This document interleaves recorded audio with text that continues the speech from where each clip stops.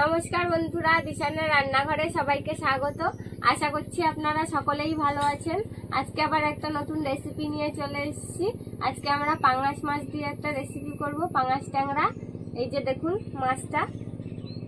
মাছটা আমি কেটে নেব।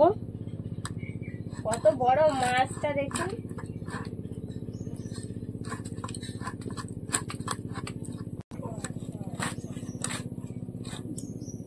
এটা ডিম নাকি? মনে হচ্ছে ডিম হয়েছে।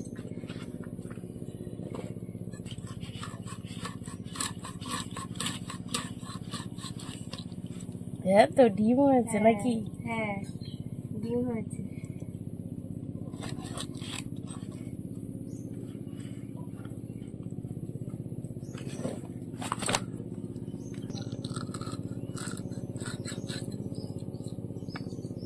ডিম না তেল? এগুলো তেলও আছে ডিমও আছে, দুটোই আছে না?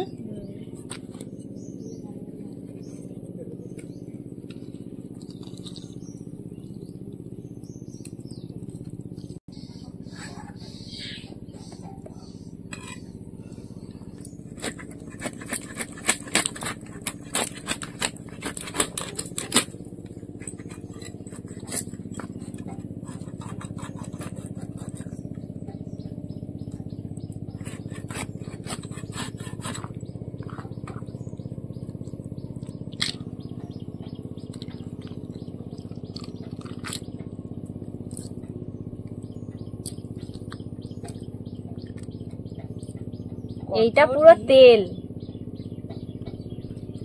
ডিম হয়েছে কত দেখো।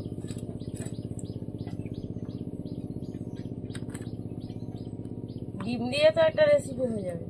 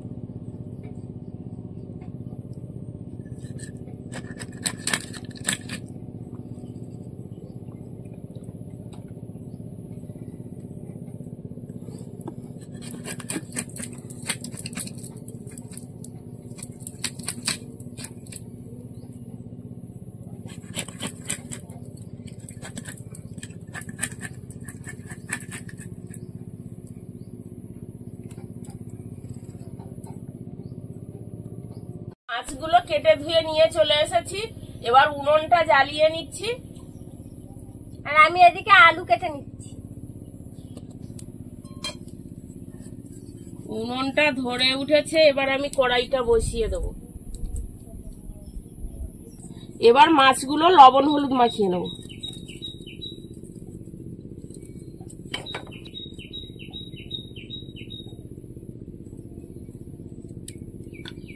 ভালো করে মাখিয়ে নেব।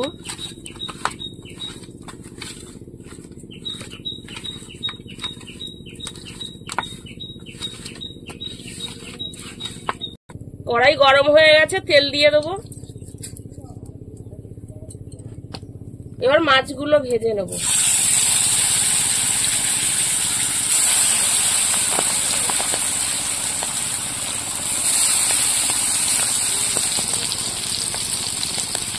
আর টমেটো কেটে নেব। মাছ এক সাইড হয়ে গেছে, আর এক সাইড উল্টে দেবো। মাছ যা ফাটছে ফটফট করে, নদীর মাছ এরকম ফাটে। আর এক পিস ভেজে নেবো। ভাজা হয়ে গেছে, এবার তুলে দেবো।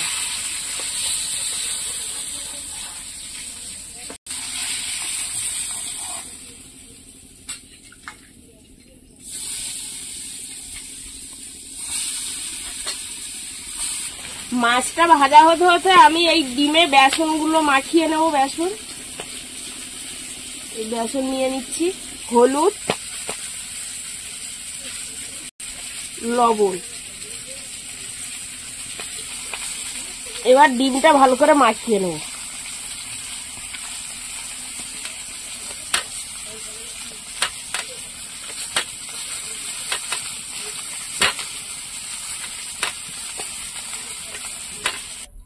মাছটা ভাজা হয়ে গেছে, আর ওই মাছ ভাজা তেলের মধ্যে মাছের ডিমের বড়াটা ভেজে নেব।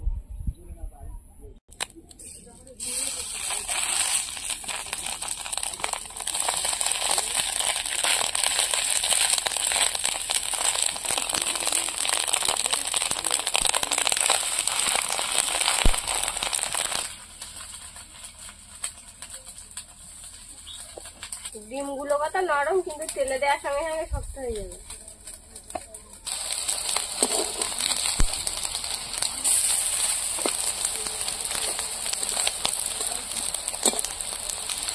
ডিমগুলো সব উল্টে নিলাম,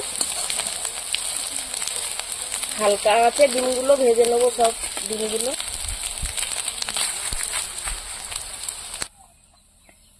ডিম ভাজা হয়ে গেছে, তুলে নাও। বেশি কড়া করে ভাজতে হবে না, টক করবো মাছের ডিমের বড়া।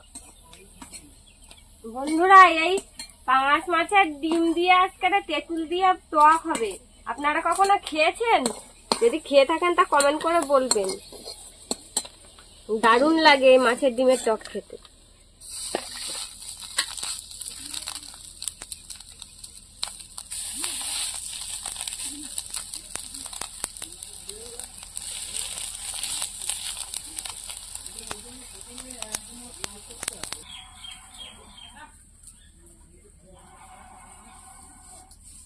বড়াটা ভেজে নিয়েছি, এবার টকটা বসাবো।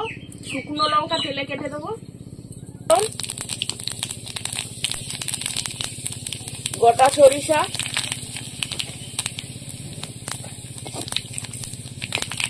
হয়ে গেছে। এবার বড়াগুলো আমি দিয়ে দেবো তেলের মধ্যে।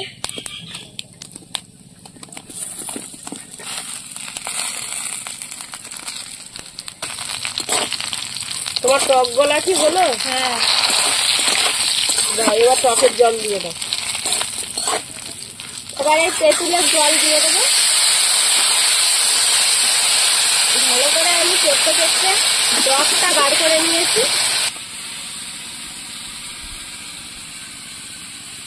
মাছের ডিম এরকম ভাবে বড়া ভেজে চাটনি করলেও ভালো লাগে, তাই নাকি? হ্যাঁ। তেঁতুল টক নদীর মাছে দারুণ লাগে। নদীর মাছ হচ্ছে তেঁতুল দিয়েই টক বানাতে হয়।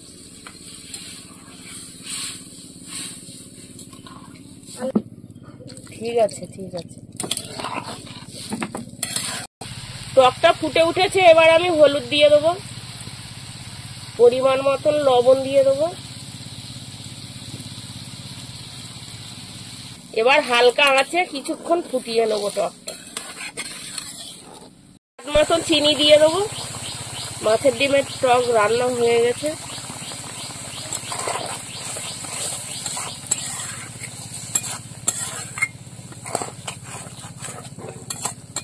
রান্না হয়ে গেছে, এবার নামিয়ে নেব।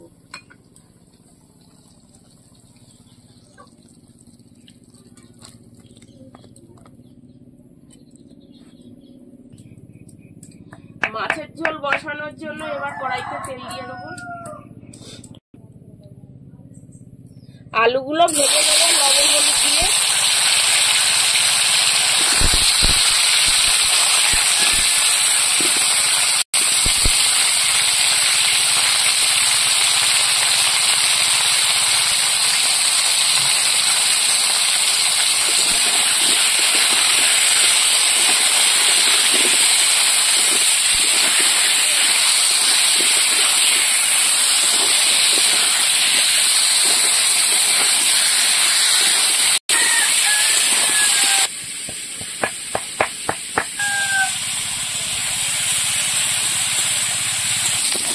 আলুটা ভাজা হয়ে গেছে, তুলে নেব।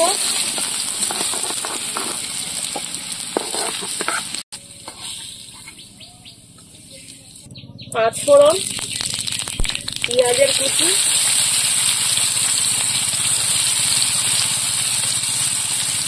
রসুন থেতো করা,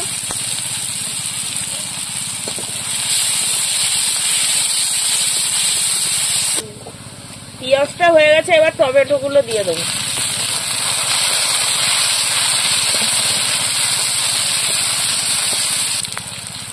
হলুদ, লবণ, লঙ্কার গুঁড়ো,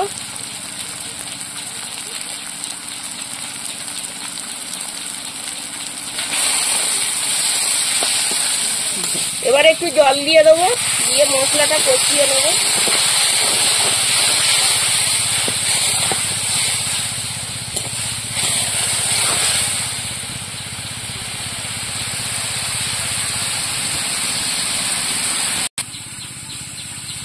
মশলাটা ভালো করে কষিয়ে নিয়েছি, মশলা থেকে তেল ছেড়ে দিয়েছে।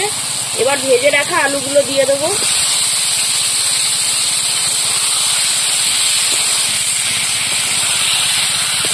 আর একটু কষিয়ে দেবো। ওদিকে তরকারিটা কষাতে কষাতে আমি জিরে বেটে নিচ্ছি।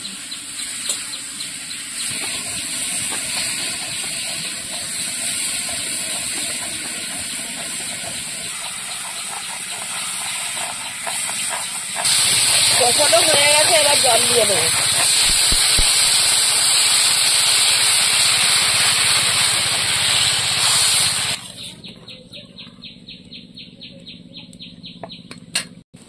ঝোল ফুটে উঠেছে, মাছের ঝোল। এবার মাছগুলো দিয়ে দেবো।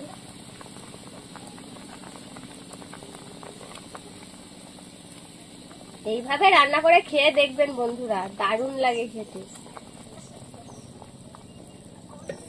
এরকম আরো নতুন নতুন রেসিপি দেখতে আমাদের চ্যানেলটিকে সাবস্ক্রাইব করবেন, আর অবশ্যই পাশে থাকা বেল আইকনটি প্রেস করবেন। তাহলে আমরা নতুন কোনো ভিডিও আপলোড করলে নোটিফিকেশন আপনাদের কাছে পৌঁছে যাবে। আর কে কোথা থেকে দেখছেন কমেন্ট করে জানাবেন, তাহলে আমরা আরো নতুন নতুন ভিডিও করার আগ্রহ পাবো।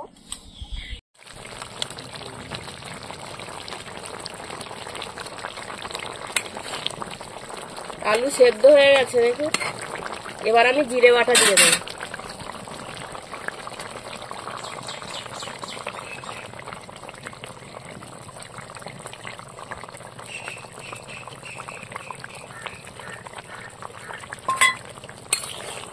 এবার একটু নাড়াচাড়া দিয়ে নেবো, জিরে বাটা দিয়েছি। এবার গরম মশলা দিয়ে দেবো। এবার নামিয়ে নেব।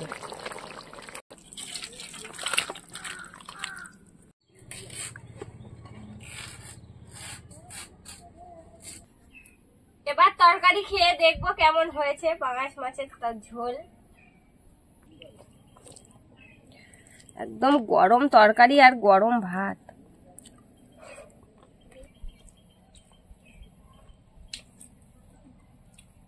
দারুণ স্বাদ হয়েছে।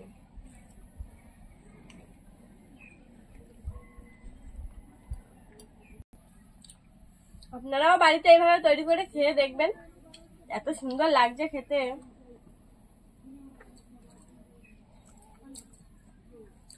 মাংস তরকারি রেখে দিয়ে পাঙাশ মাছের তরকারি খেতে হবে। নদীর পাঙাশ মাছের একটা স্বাদই আলাদা, এত সুন্দর লাগছে খেতে।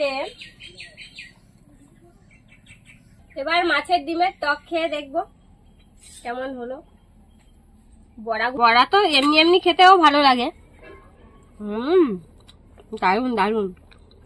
এর ভিতরে টকটা এত সুন্দর ঢুকেছে।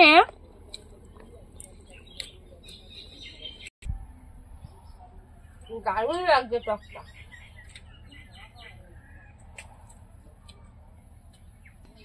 আপনারা শুধু বড়া ভেজে না খেয়ে এরকম একবার টক রান্না করে খেয়ে দেখবেন, যা দারুণ লাগছে খেতে যে কি বলবো।